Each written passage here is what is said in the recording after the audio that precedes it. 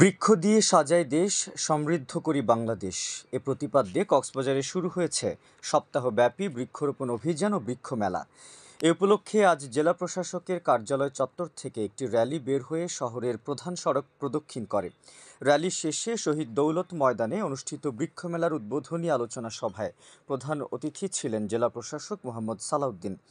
দক্ষিণ বন বিভাগের বিভাগীয় বন কর্মকর্তা মোহাম্মদ সারোয়ার আলমের সভাপতিত্বে এতে পুলিশ সুপার মোহাম্মদ রহমতুল্লাহ, উত্তর বন বিভাগীয় কর্মকর্তা মোহাম্মদ আনোয়ার হোসেন সরকার সহ সংশ্লিষ্টরা বক্তব্য রাখেন। বৃক্ষমেলায় বিভিন্ন নার্সারির ৩৫টি স্টল স্থান পেয়েছে। কক্সবাজার জেলা প্রশাসন ও বন বিভাগের যৌথ উদ্যোগে এই মেলার আয়োজন করা হয়েছে।